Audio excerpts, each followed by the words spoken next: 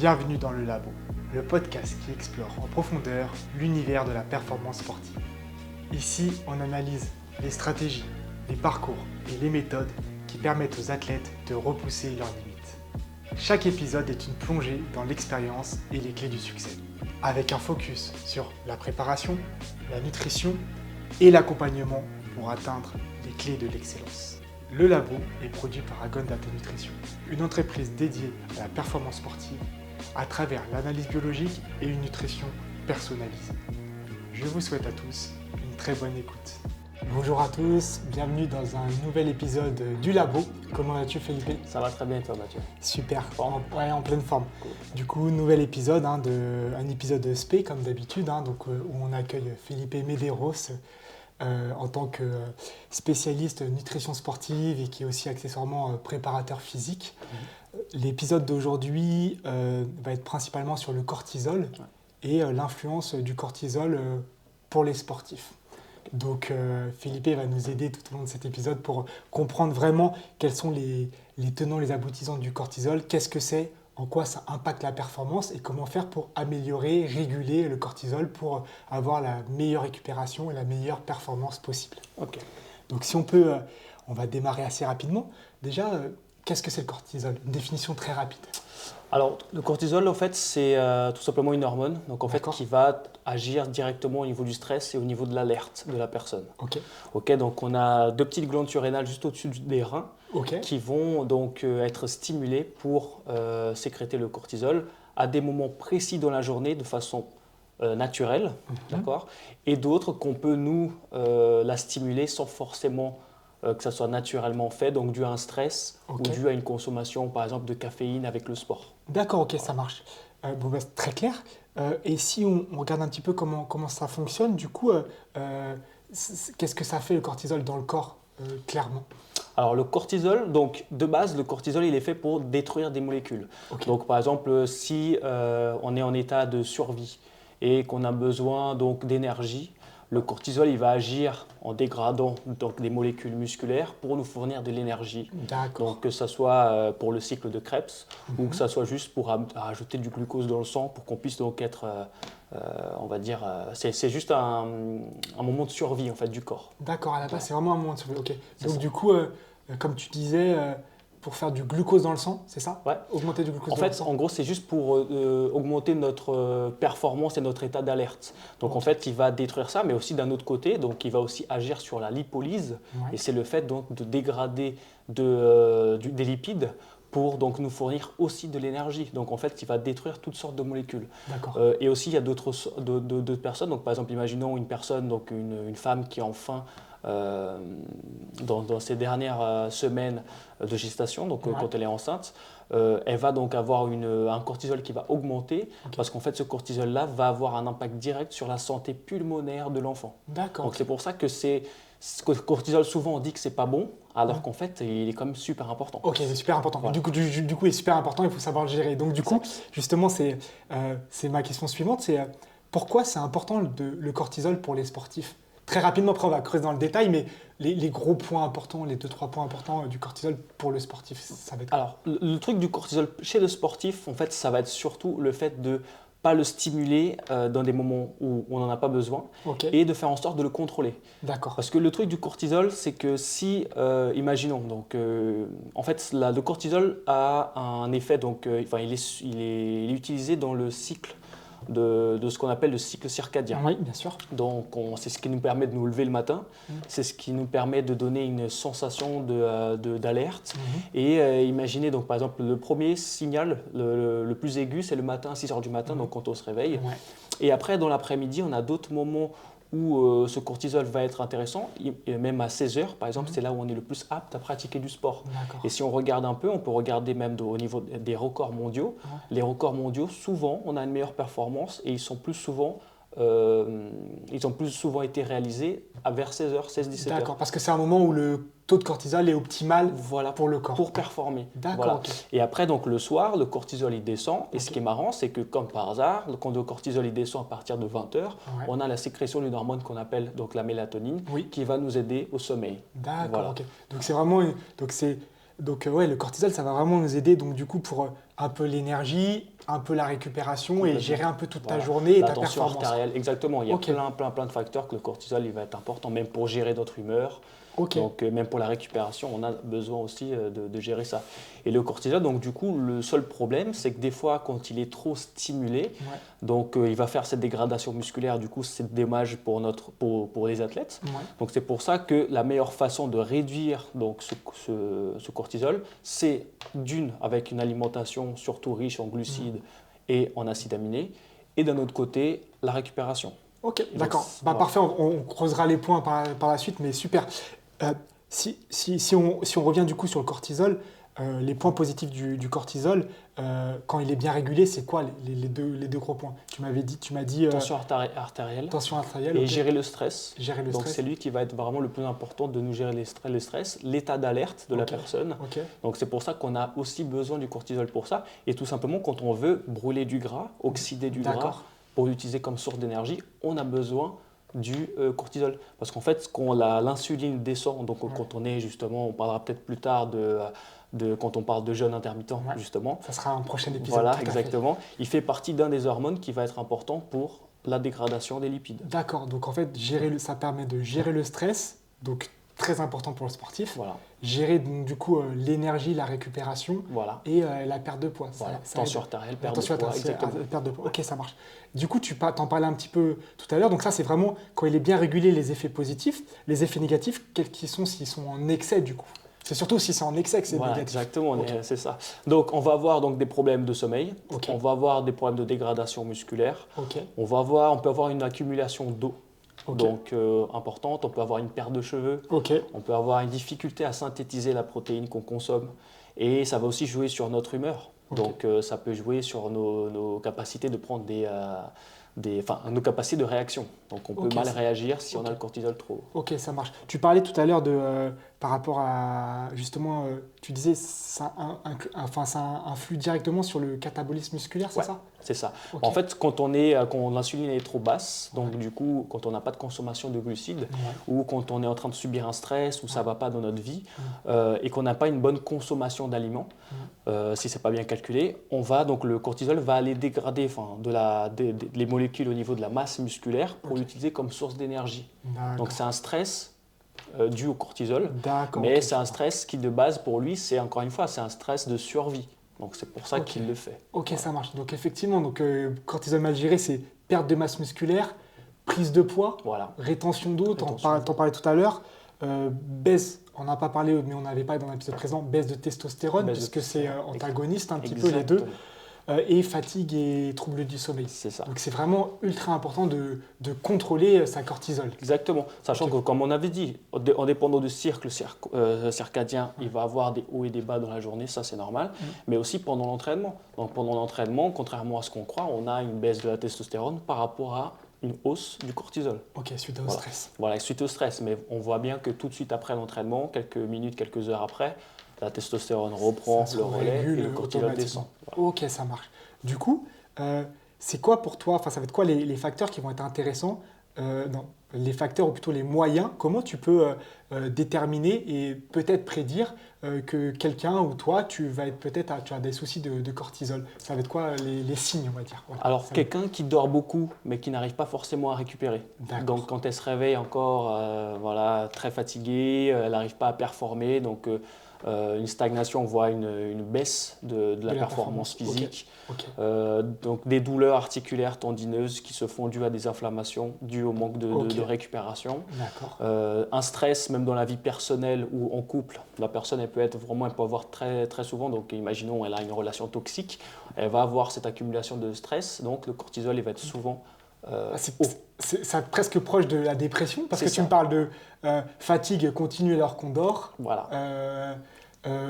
Irritation dans on va dire, le contact avec les gens. Exactement. Donc, et c'est pour ça le cortisol, il est tout le temps là, parce qu'il y a le cortisol, mais justement, quand on parle de dépression, on avait parlé la dernière fois de la sérotonine, justement. Et du coup, c'est pour ça que Avec des biomarqueurs, on peut aller identifier s'il y a des baisses de sérotonine, des haussements, donc des taux trop hauts de cortisol, trop bas de testostérone. Donc on peut un peu anticiper ce genre de choses. Ok, ça marche. Donc ça veut dire que si on présente ces symptômes, ça ne veut pas forcément que c'est le cortisol directement, mais si on présente ces symptômes de fatigue continue, de blessure et inflammation à répétition, de stress, peut-être qu'il y a un souci au niveau du taux de cortisol. Exactement. Ok, ça marche. Voilà. Et donc du coup, pour vérifier les taux, nous on le propose avec Agon, mais vous pouvez le faire aussi dans d'autres labos. Ça peut être par prise de sang ou salivaire. Et ce qui est intéressant de le faire, c'est de le faire sur un cycle de 24 heures. Exactement, parce que si on le prend juste après l'entraînement ou si on le prend le matin ou le soir, on n'aura pas du tout les mêmes taux. Exactement, tout à fait. Donc en fait, on peut le prendre une fois dans la journée, ça permet d'avoir un bon indicateur, mais le mieux, tout à fait, c'est de le prendre sur 24 heures, parce que du coup, on va voir l'évolution et comme tu dis, ça doit respecter en gros un pic entre 6 et 8 heures. Et après, normalement, ça doit redescendre et être très très faible au moment du coucher. Exactement. Et avec des fluctuations dans la journée si on pratique du sport et ce genre de choses. C'est ça, exactement. Okay. Parce que là, quand on parlait de 6 heures du matin, le pic de cortisol, on aura le pic de testostérone à 10 heures du matin normalement. C'est là où on se sent le plus apte à performer, même intellectuellement. D'accord. Voilà. Ok, super. Comment maintenant on peut réguler ce cortisol pour optimiser notre performance et notre récupération? C'est quoi les différents axes? On a parlé un peu rapidement tout à l'heure. Alors, le plus important, c'est de respecter encore une fois le rythme circadien. D'accord. Donc, très important pour les personnes, il y en a plein qui ont des problèmes de sommeil, des problèmes d'insomnie. Ouais. Et ils pensent que c'est dû au cortisol. Ouais. Et en fait, le problème, c'est qu'ils n'ont pas cette capacité de se lever le matin et de voir directement la lumière du soleil. On a besoin de la lumière du soleil pour montrer à notre organisme que c'est la journée, pour que les pics de cortisol et d'autres hormones soient respectés tout au long de la journée. C'est-à-dire que toi, tu conseilles dès le matin de prendre le soleil, ne serait-ce que 5 minutes, sortir à ta fenêtre, à ton balcon, pour activer le cortisol, c'est ça? Exactement. En fait, je dis toujours que les yeux, c'est l'extension du cerveau. Donc ça veut dire que si dès le matin, dès qu'on se lève, on regarde le soleil, on dit à notre organisme, voilà, ça commence. On se réveille. Et on se réveille. Comme ça, on aura tous nos pics qui vont se respecter de façon naturelle. Parce que si justement on a des petits problèmes de dérèglement, à force, le cortisol, au lieu que ça soit variable, il va être tout le temps haut. Voilà. Et le fait qu'il soit haut, on peut même identifier chez certaines personnes qui ne respectent pas ça, le fait d'avoir le cortisol trop haut, on peut avoir des problèmes au niveau des bactéries intestinales qui vont être déréglées et ça peut même amener à une obésité. Oui, tout à fait, on n'a pas parlé tout à l'heure. Effectivement, le cortisol influe directement sur la digestion et sur le microbiote. C'est ça. Effectivement, c'est un point qu'on n'a pas abordé, mais il influe sur tellement de choses que forcément on oublie des points. Ok, super. Donc, le petit tips du prendre le soleil dès le matin, ça c'est super important. Est-ce qu'il y a d'autres choses qu'il faut bien manger par exemple pour réguler le cortisol? Qu'est-ce que tu conseilles? Comme on disait tout à l'heure, le fait d'avoir le bon apport en acides aminés et en glucides va nous aider à gérer le cortisol. Parce que si on voit bien que les personnes stressées, de manière naturelle, elles vont être poussées à consommer beaucoup d'aliments. Donc ça va leur faire du bien sur le moment, mais le problème c'est que vu que ces aliments ne sont pas riches, le plaisir va être éphémère, ça va durer très peu de temps, donc c'est pour ça qu'ils vont se taper un paquet de chips ou des M&M's. Mais vu qu'il n'y a pas le bon apport nutritionnel, ça va être quelque chose d'un pic, mais ça ne va pas durer sur toute la journée. Donc manger des glucides, mais des bons glucides, c'est ça? Exactement, une bonne source d'aliments tout au long de la journée pour qu'on puisse donc avoir le bon apport et éviter des pics de cortisol hors façon non naturelle. D'accord. Et du coup, ok, ça marche, c'est clair. Et en termes du coup d'aliments, c'est quel type d'aliments qu'il faudrait privilégier pour le cortisol? Alors tout ce qui n'est pas transformé, donc ce qu'on va faire, donc une patate douce, du riz, des fruits, légumes, légumineuses, des noix. Et après source de protéines classiques, animales ou non, légumineuses. Les plus classiques et les moins transformés possibles. Ok, ça marche. Effectivement, j'avais noté en préparant, c'est ce que tu avais dit, tout ce qui est source d'oméga 3. Donc voilà, noix, poisson, les fibres et magnésium, vitamine C, c'est ce qui aide le plus pour le cortisol. De toute façon, le magnésium, il va aider tout simplement. De toute façon, c'est la base. Là, je t'ai donné les trois éléments oméga 3, magnésium, vitamine C, mais c'est la base de tout le corps. En fait. Exactement, c'est exactement ça. Mais il faut le redire, il faut l'intégrer. Il faut que ça rentre. Vitamine C, magnésium, oméga 3, c'est la base de l'alimentation. Exactement. Ok, très bien, ça marche. Si on part toujours sur la régulation et comment bien gérer le cortisol, donc on a vu sur la partie nutrition, on a vu le petit tips au réveil le matin pour faire comprendre à notre corps que c'est le matin et qu'il doit émettre le cortisol pour après le faire réduire. Sur l'entraînement, comment tu gérais ça par rapport à l'entraînement, toi, pour essayer de limiter si tu as des problèmes de régulation de cortisol? Alors, en fait, pour moi, l'horaire de l'entraînement va vraiment dépendre justement du stress. Parce qu'imaginons quelqu'un qui va s'entraîner le soir tard, ça peut jouer justement sur sa récupération. Parce que le corps, normalement, à partir de 20h, 21h, c'est ce qu'on avait dit, le cortisol, donc du coup, il va baisser pour que la mélatonine augmente. Donc, ça veut dire que s'il va s'entraîner à 22, 23h, c'est sûr que pour performer, ça ne va pas être intéressant. Et le problème, c'est que ça peut jouer sur sa récupération. Oui, parce que du coup, moi je vois des fois quand je m'entraîne le soir à 20h30, 21h l'entraînement, à 10h du matin, j'ai les yeux grands ouverts parce que le cortisol est remonté et du coup, j'arrive plus à m'endormir. Voilà. Et le problème, c'est que des fois, les personnes vont aller compenser en dormant tard le lendemain, donc jusqu'à 10, 11h. Et là, le problème, c'est que va encore dérégler. C'est là où tu dérègles le cycle. Voilà. Ok, ça marche. Est-ce qu'un surentraînement, ça peut… Complètement. Surentraînement, donc cortisol trop haut, fatigue et mauvaise alimentation. Si en plus de ça, donc, il y a un surentraînement, c'est sûr que le cortisol il va rester augmenté et la personne ne va pas réussir à baisser son taux de cortisol, même avec une bonne alimentation, parce qu'il y a un surentraînement. Donc c'est pour ça qu'il faut faire attention au surentraînement. Très souvent, ce que je fais, c'est que soit la personne, je vais diminuer et diluer son entraînement tout au long de la semaine pour diminuer justement ses pics de cortisol, ou je vais la faire entraîner un jour sur deux, par exemple. Donc quand on dit surentraînement, c'est fréquence et intensité, c'est ça? Voilà. C'est-à-dire pas tous les jours ou toutes les demi-journées à haute fréquence. Voilà, Faut de temps en temps baisser l'intensité, pas faire des hits tout le temps. Exactement.